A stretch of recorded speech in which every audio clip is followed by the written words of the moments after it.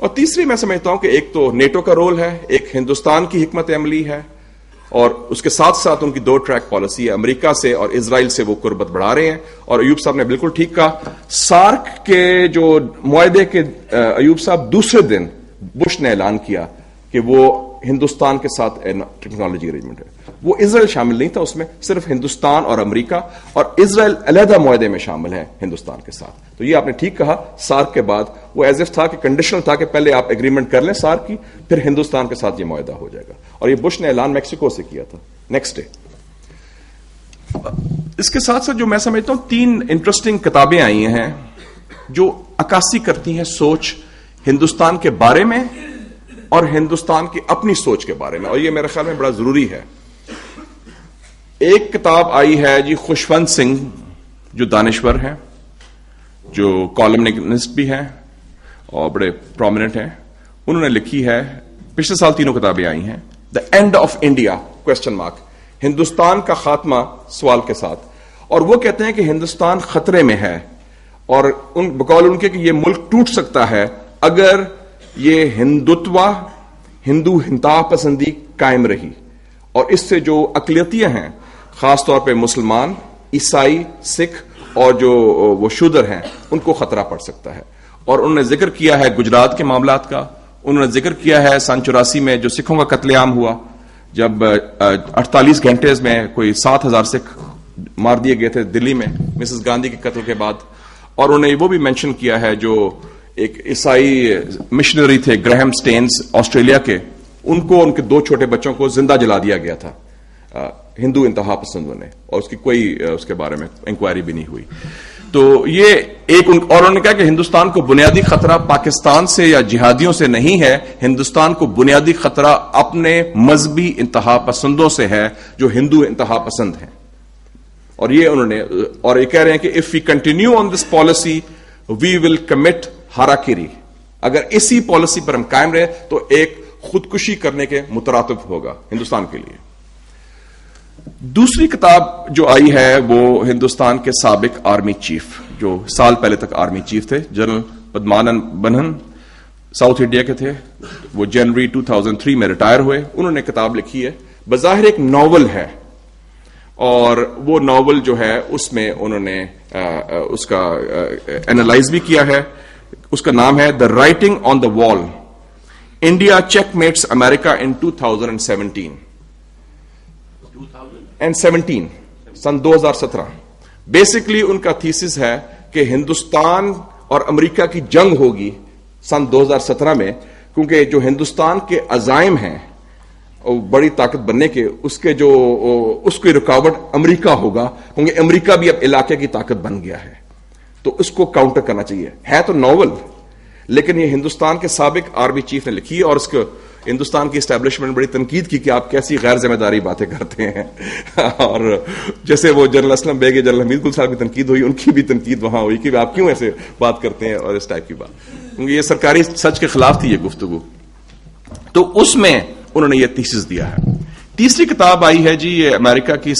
Asia society اور council of foreign relations کی جو رپورٹ ہے پچھلے سال شائع ہوئی ہے،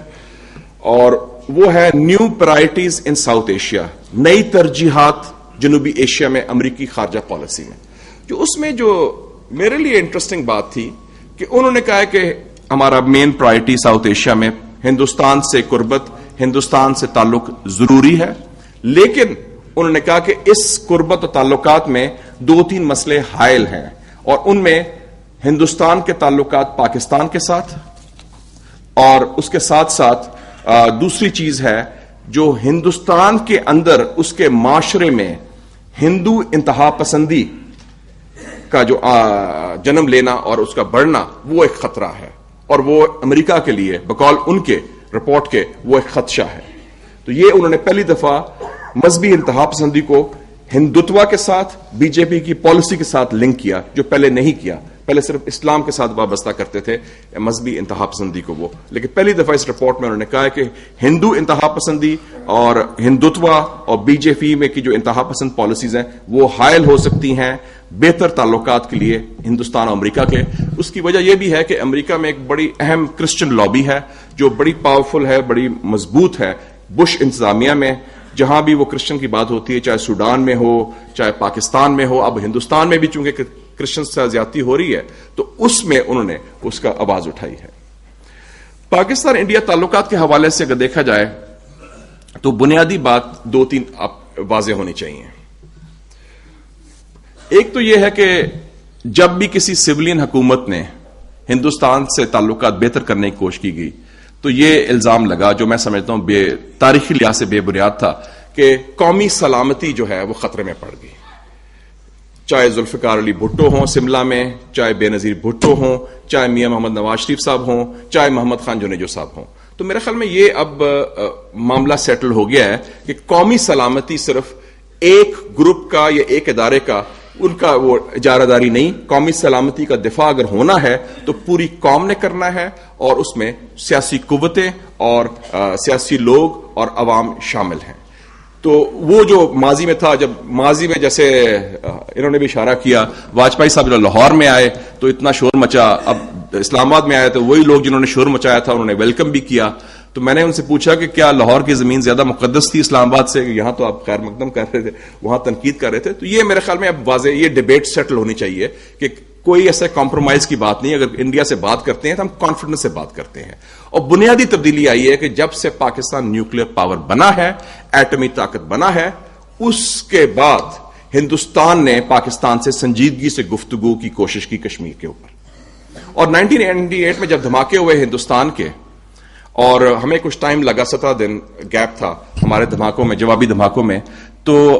ہندوستان کا رویہ خاصا تکبر والا ہو گیا تھا۔ اور آپ کو یاد ہوگا کہ اڈوانی نے بیان بھی دیا تھا 17 مئی 1998 کو، 11 مئی کو ان کے دھماکے ہوئے، 17 مئی کو ان کا بیان آیا کہ جو